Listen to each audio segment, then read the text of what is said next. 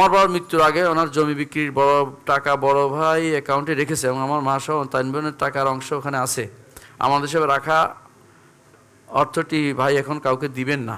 এই আত্মসাৎকারী জুলুমের মাত্রা আরও বেড়ে গেছে। সংসারের খরচ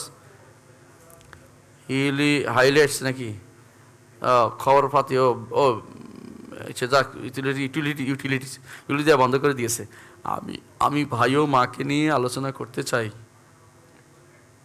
শেখ সাথে, মানে আমি কি করব দয়া করে জানাবেন। কোর্টের বিষয়, আমাদের বিষয় না, এগুলি কোর্টের বিষয়। প্রমাণ রেখে গেছে, কোনো প্রমাণ আছে আপনাদের কাছে টাকা দিছে যে, এবং বলে গেছে কিছু ওসিয়ত করে গেছে, আপনাদের কোনো লিখিত কিছু আছে?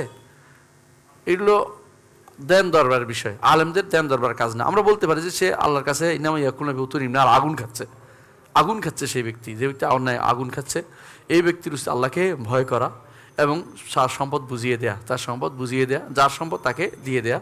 এটা কখনো বৈধতা নেই। একজনের সম্পদ আপনি ভোগ করবেন, তাদেরকে যদি কোনো কারণ যদি থাকে তারা নষ্ট করে ফেলবে, তাহলে আপনি আগে অল্প অল্প দিয়ে তাদেরকে সেভাবে তৈরি করেন। যদি এতিম যদি হয়, অথবা নষ্ট করে ফেলবে, অথবা কেউ নিয়ে চলে যাবে, সন্তানের বিপদে ফেলবে, এটা আলাদা কথা। কিন্তু আপনি লোভ লাগাবেন, ধরে রাখবেন, টাকা নিজে খাটাবেন, এটা তো হবে না। কেন সম্পদ আপনাকে, আরেকজনের সম্পদ আপনি কখনো গ্রহণ করতে পারেন না। আখিরাতের ভয় দেখাবেন, আর কিছু করার নেই আমাদের। কিন্তু আপনি এটা করবেন কিসের? এটার জন্য আপনি যে করতে পারেন, মানুষদেরকে বসাবেন, দুইজন স্বীকার করছে হয়তো কারো কাছে, আপনি সে বলবেন, উপস্থিত ছিল কেউ টাকা দিয়েছে, এদেরকে বলবেন, এবং এটা নিয়ে শেষ পর্যন্ত কোর্ট পর্যন্ত যেতে পারেন, কোনো সমস্যা নেই।